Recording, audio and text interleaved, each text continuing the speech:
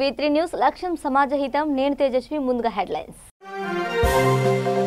కేంద్ర హోంశాఖ సహాయ మంత్రిగా బాధ్యతలు స్వీకరించిన కిషన్ రెడ్డి అమిత్ షా మందలించారనే వార్తలు వాస్తవం కాదని వివరణ ఇచ్చిన మంత్రి.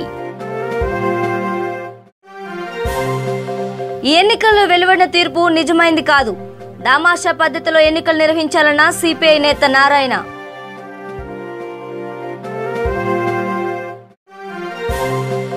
టీటీడీ చైర్మన్ గా వైవి సుబ్బారెడ్డి పేరు దాదాపు ఖరారు. సీనియర్ వైసీపీ నేతకు దక్కనున్న ప్రతిష్టాత్మకమైన పదవి.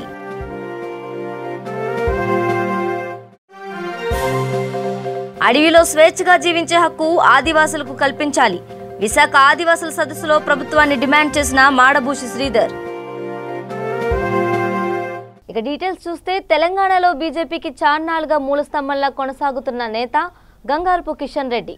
వివాదరహితుడిగా పేరు పొందిన కిషన్ రెడ్డి అసెంబ్లీ ఎన్నికల్లో ఓటమి పాలైన లోక్సభ ఎన్నికల్లో ఘన విజయం సాధించి నరేంద్ర మోదీ మంత్రివర్గంలో స్థానం సంపాదించారు. కేంద్ర హోంశాఖ సహాయ మంత్రిగా పదవిని అధిష్ఠించిన కిషన్ రెడ్డి ఢిల్లీలో ఇవాళ ఓ మీడియా ఛానల్ ప్రతినిధితో ప్రత్యేకంగా మాట్లాడారు. ఈ సందర్భంగా ఆయన పలు ప్రశ్నలకు బదులిచ్చారు. పదవీ బాధ్యతలు చేపట్టిన కొద్దిసేపటికే కేంద్ర హోంమంత్రి అమిత్ షా చేతిలో చివాట్లు తిన్నట్టు వచ్చిన వార్తలపై కూడా వివరణ ఇచ్చారు. ఎవరు పుట్టించారగోని ఆ వార్తలు చూసి నవ్వుకున్నానని, అమిత్ షా తనను మందలించారనలో నిజం లేదని కిషన్ రెడ్డి స్పష్టం చేశారు.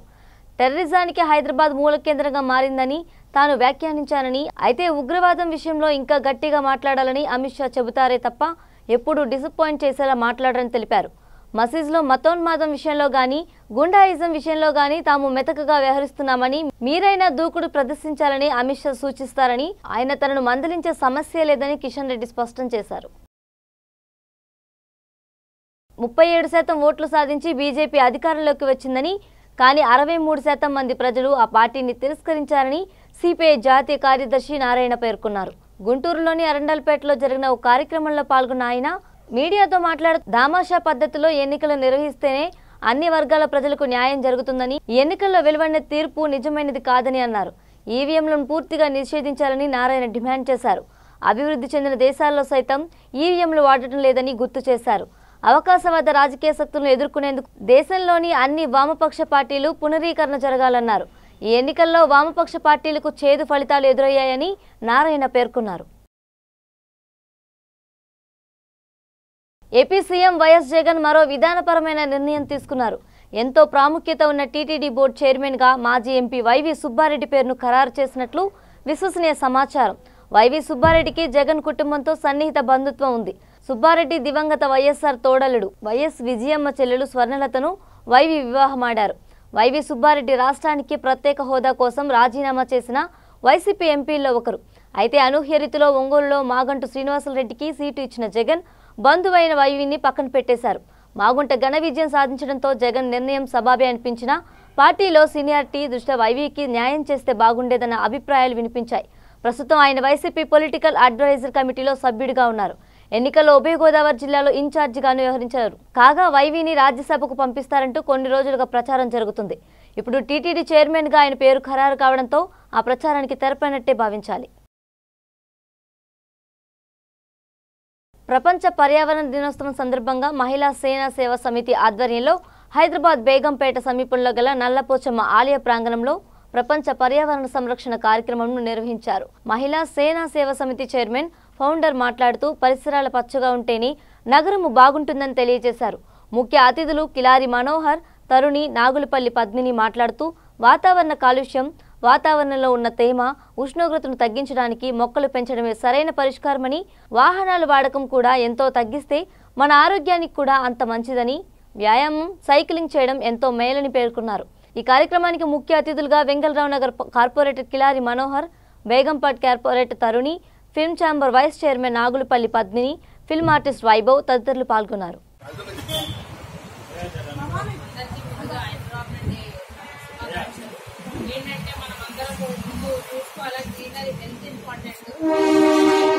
నెక్స్ట్ వచ్చే భవిష్యత్తు అంతా మన సొసైటీ గ్రీన్ గా చూపిస్తే వాళ్ళకి అర్థమవుతుంది. ఏంటంటే వాళ్ళకి మనకి ఏమి ఇచ్చినా ఇవ్వకపోయినా నెక్స్ట్ జనరేషన్ కి మనం హెల్త్ ఇవ్వాలా. సో ఏంటంటే మనం చెట్లు నాటుకుంటే అందరికి హెల్త్ బాగుంటుంది. సో దాని గురించి అందరూ ప్రతి ఒక్క మొక్క తీసుకొని అంటే వాళ్ళ ఇనిషియేటివ్ గా తీసుకొని ప్రతి ఒక్కరు మొక్కలు నాటి అంతా మనం సొసైటీని అంతా గ్రీన్ గా చేయాలని చెప్పి కోరుకుంటున్నాం.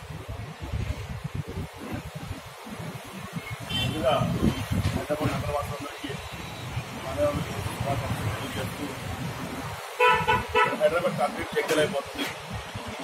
మన ప్రీత ముఖ్యమంత్రి కేసీఆర్ గారు హరితహారం అని చెప్పి కోట్ల కొద్ది మొక్కలు నాటుతూనే ఉన్నారు. అయినా కూడా ఒక పౌరుడిగా హైదరాబాద్ వాసిగా ప్రభుత్వ బాధ్యతలు చేయాలి. ముఖ్యంగా ఎంత కుదిరితే అంత మీరు 2 వీలర్స్ 4 వీలర్స్ తగ్గించి సైకిల్ ఉపయోగాన్ని పెంచుకోండి. నడకాయ పెంచండి. ఎయిర్ పొల్యూషన్ సౌండ్ పొల్యూషన్ తగ్గించండి. అలాగే ప్రతి బర్త్డేకి ప్రతి ఒక్క మీ యొక్క మ్యారేజ్ డేకి ఒక మొక్కని మీ ఇంట్లో కానీ మీ దగ్గర ఉన్న ప్రాంతంలో కానీ నాటండి. మన ఆదాయంలో కొంత ఈ పర్యావరణం కేటాయించి సంవత్సరానికి మినిమం 10 రోజులు దానికి కేటాయించండి. కొన్ని మొక్కలు అడాప్ట్ చేసుకోండి. ఈ పొల్యూషన్ కార్ కూలింగ్ అని అలవాటు చేసుకోండి. మెట్రోలో ట్రావెల్ చేయండి. హైదరాబాద్ కాపాడదాం. వచ్చే తరానికి మనం హైదరాబాద్ని గ్రీన్ హైదరాబాద్ ఇద్దాం. ఈ యొక్క హైదరాబాద్గా తెలంగాణ వారిగా మన యొక్క కర్తవ్యంగా చెబుతూ జై తెలంగాణ. ఈరోజు జూన్ 5వ తారీఖున పర్యావరణ దినోత్సవాన్ని ప్రపంచ పర్యావరణ దినోత్సవాన్ని పాటిస్తున్నారు. అయితే పూర్తిగా మన దేశాన్ని ప్రతిష్ఠించి ప్రపంచంలో దృష్టి సాధించాలి. అందులో భాగంగా హరితహారం మొక్కలు నాటేటువంటి కార్యక్రమాన్ని చేపట్టాము. దానికి కృషి చేసినటువంటి పెద్దలందరికీ మేము మా తరఫున విశేష తెలుపుతూ ప్రతి ఒక్కళ్ళు ప్రతి ఇంట్లో ప్రతిరోజు మొక్కల్ని ఏదో ఒక మొక్కలు నాటుతూ మన దగ్గర ఉన్నటువంటి చిన్న ప్లేస్లో అయినా సరే మామూలుగా కుండీలు అయినా సరే మొక్కల్ని పాటి మనం దాన్ని సంరక్షణ కూడా చేయాలి. లాస్ట్ ఇయర్ ఎన్నో మొక్కల్ని పాటాము, కానీ వాటి సంరక్షణ లేక ఎండిపోతున్నాయి. నగరం ఎంతో అందంగా ఉండాలంటే ఇదివరకు మనం బెంగళూరు సిటీని చాలా క్లీన్గా చూసేవాళ్ళము, అక్కడ పొల్యూషన్ వాళ్ళకి. అలా కాకుండా మన భాగ్యనగరం ఎంతో అందంగా ఉండాలి అని ఈ కొరకు మేము కూడా చేయాలి. దాని యొక్క పొల్యూషన్ కూడా ఉండాలి. ఆరులో పొల్యూషన్ ఎక్కువ అవుతుంది కాబట్టి పొల్యూషన్ ఫ్రీ కార్స్ వాడేటువంటి చేయాలని మేము గవర్నమెంట్ వాళ్ళకి మా తరఫున ప్రతి ఒక్క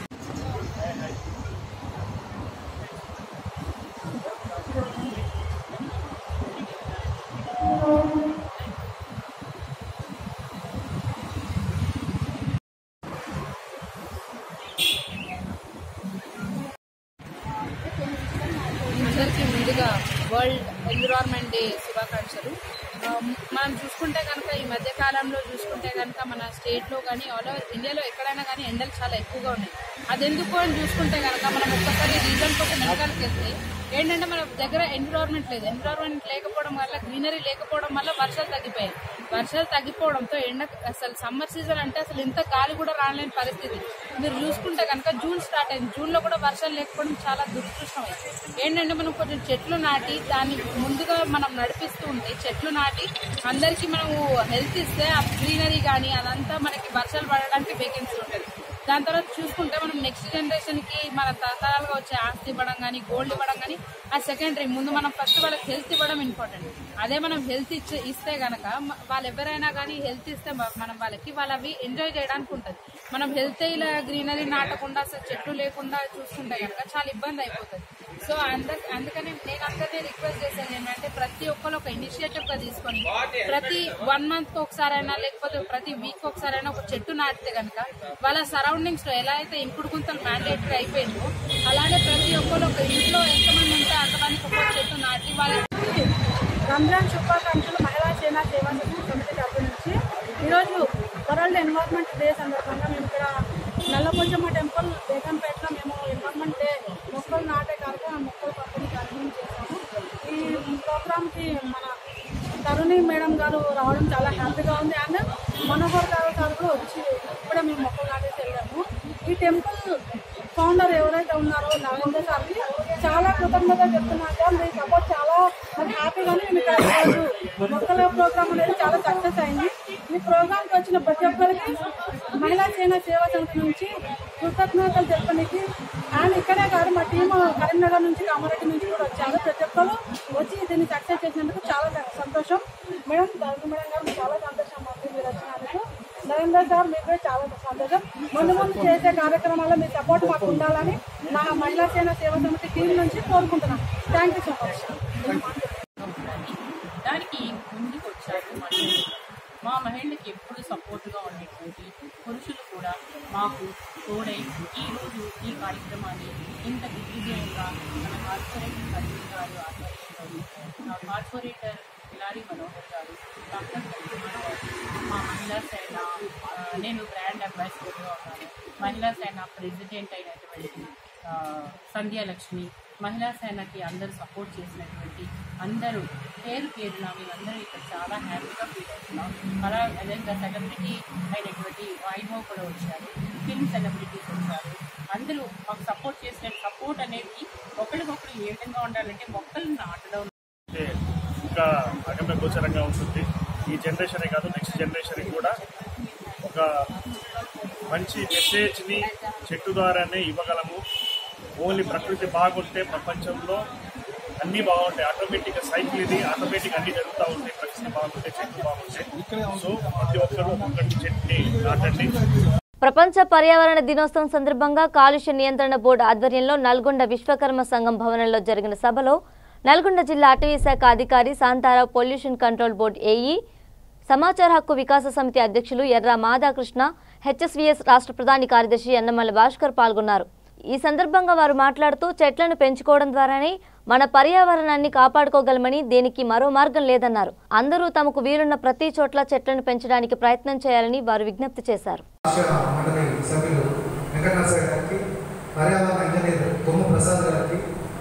పెద్దలందరికీ నమస్కారం తెలియజేసుకుంటూ వాయు కాలుష్యాన్ని నివారిద్దాం ఈరోజు నినాదంగా ఈ సభను జరుపుకుంటున్నాం. సంతోషం. కానీ ఇప్పటివరకు చేద్దాం అంటున్నామే తప్ప మాటలే తప్ప చేతల్లో కనపడట్లేదు. దానికి ఏం చేద్దామనే ఆచరణ కార్యక్రమం రూపొందించి అవగాహన పెంచి ప్రజల్లో భాగస్వామ్యం తీసుకొని చేస్తే బాగుంటుంది. గుంపులో పోయినలాగా చేసుకుంటూ పోతున్నాం, కానీ రిజల్ట్ మాత్రం కనపడడం లేదు. తెలంగాణ ప్రభుత్వం కూడా హరితహారం కార్యక్రమం తీసుకొని భారీ కార్యక్రమం చేస్తుంది, కానీ ఫలితం మాత్రం స్పష్టంగా కనపడటం లేదు. ఇప్పటికైనా స్వచ్ఛంద సంస్థలు, కంపెనీలు, కాలుష్య నియంత్రణ మండలి ఒక్కొక్క ఊరిని దత్తత తీసుకొని దత్తత కార్యక్రమం ద్వారా వారు చేసే కార్యక్రమాలు స్పష్టంగా ఫలితాలు చూపించేలాగా ఉన్నట్లయితే మిగతా వారికి ఆదర్శంగా ఉంటుంది.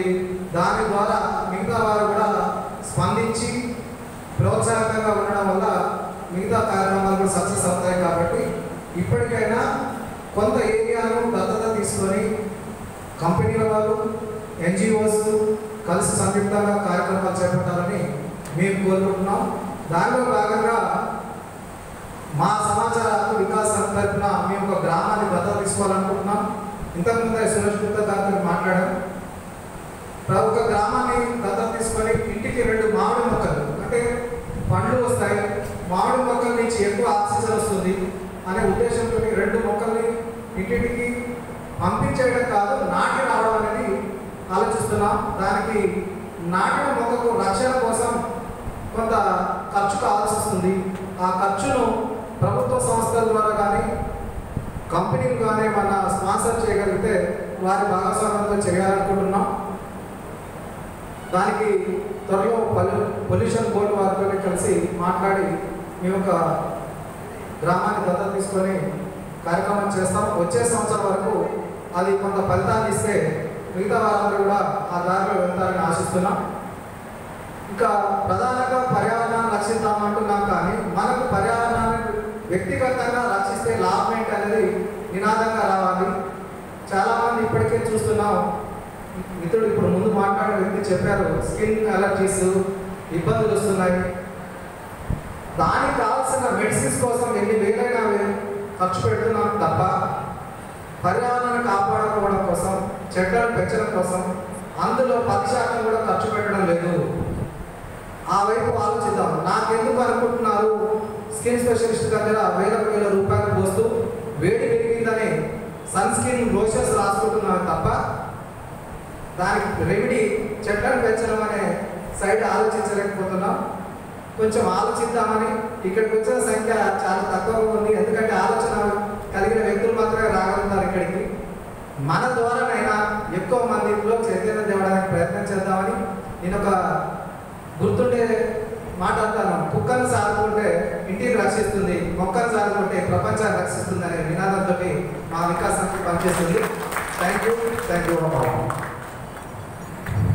ప్రపంచ పర్యావరణ పరిరక్షణ దినోత్సవం సందర్భంగా బుట్టా ఫౌండేషన్ ఆధ్వర్యంలో ప్రకృతి ప్రేమికుడు నక్కల మెట్ట శ్రీనివాస్ను తన వ్యవసాయ క్షేత్రంలో ఘనంగా సన్మానించారు. ఈ సందర్భంగా బుట్టా ఫౌండేషన్ మేనేజర్ రాజేష్ మాట్లాడుతూ గత 6 మాసాలుగా నక్కల మెట్ట శ్రీనివాస్ తన 3 ఎకరాల పొలంలో ప్రకృతి వ్యవసాయం ద్వారా 1000 వివిధ పండ్లు మరియు ఆయుర్వేద చెట్లు పెంచారు. వివిధ రకాల కూరగాయల చెట్లు పెంచుతున్నారని, అదేవిధంగా గోశాల ఏర్పాటుకు పనులు ప్రారంభించారు. ఇక్కడ ప్రభుత్వం తరపున పాలేకర్ సంస్థ మరియు ఆర్ట్ ఆఫ్ లివింగ్ సంస్థ ద్వారా వారి ప్రతినిధులు ప్రకృతి సైద్యంపై అవగాహన కార్యక్రమాలు ఏర్పాటు చేశారు. పాలేకర్ సంస్థ ప్రతినిధులు మాట్లాడుతూ మనిషి జీవించడానికి పర్యావరణంలో భాగమైన గాలి, నీరు నేల నుంచి లభిస్తాయి. దీంతో చెట్లు, పక్షులు, జంతువులను మనం జాగ్రత్తగా చూసుకుంటే మనకు కావాల్సినవి వాటి నుంచి దొరుకుతాయి.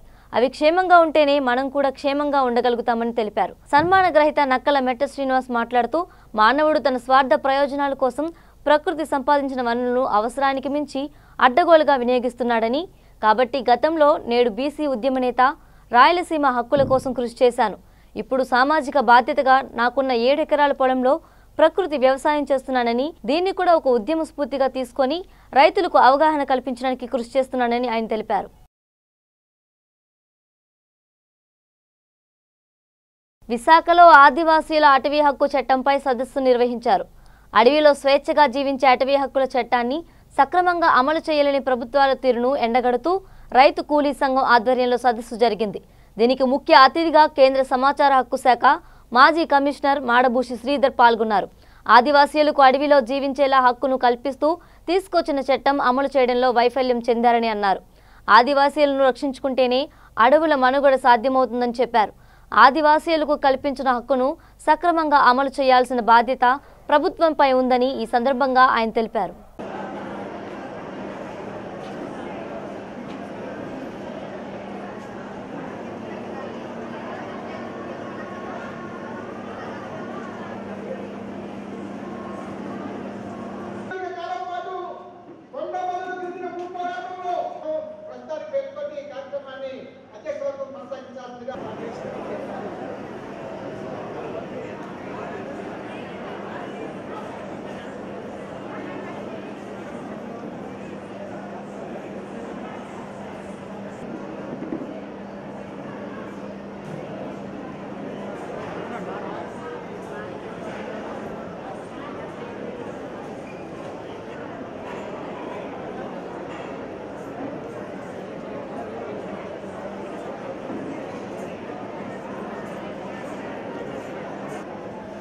మన సదస్సుకి రావాల్సిన వెంటనే మన కార్యక్రమాన్ని ప్రారంభించుకుంటున్నాం. పత్రికా ప్రతినిధులందరూ కూడా సపరేట్ ఇక్కడ కుర్చీలు ఏర్పాటు చేశాం. కోరుతున్నారు తప్పకుండా వెంటనే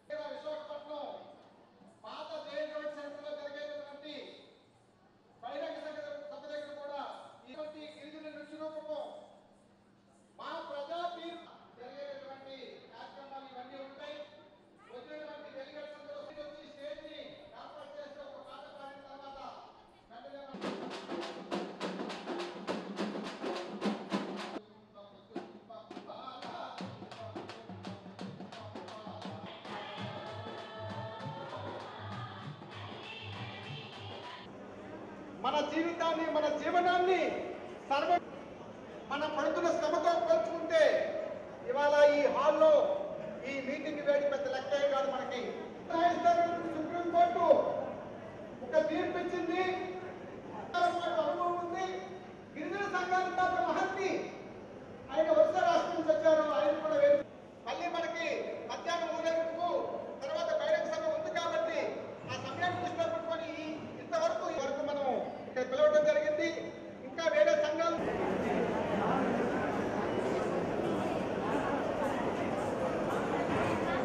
కర్నూలు జిల్లా డోన్ సమీపంలో ఇన్నోవా ఆటో ఢీకొనడంతో ముగ్గురికి స్వల్ప గాయాలైన సంఘటన చోటు చేసుకుంది. సేఫ్టీ ఎయిర్ బెలూన్లు తెరుచుకోవడంతో పెను ప్రమాదం తప్పినట్లుగా బాధితులు తెలిపారు. డోన్ మండలంలోని ఓబులాపురం మెట్ట వద్ద హైదరాబాద్ నుండి బెంగళూరు వైపునకు ఆటో వెళ్తుండగా వెనుక నుండి వస్తున్న ఇన్నోవా కారు అతివేగంగా వచ్చి ఆటోను ఢీకొనడంతో ఈ ప్రమాదం జరిగింది. క్షతగాత్రులను ప్రభుత్వ వైద్యశాలలో చికిత్స పొందుతున్నారు. Rural SI Narendra Kumar Reddy, police సిబ్బంది ఘటనా ప్రదేశంలో ట్రాఫిక్ క్రమబద్ధీకరించారు.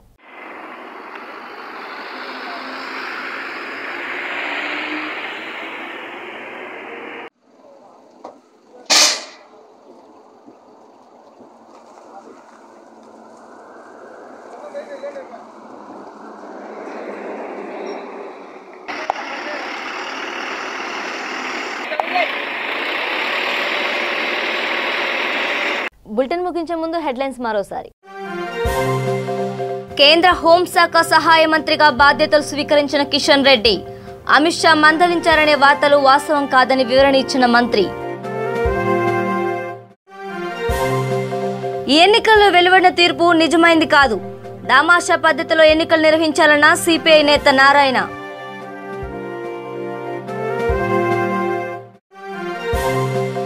టీటీడీ చైర్మన్ గా వైవి సుబ్బారెడ్డి పేరు దాదాపు ఖరారు, సీనియర్ వైసీపీ నేతకు దక్కనున్న ప్రతిష్టాత్మకమైన పదవి.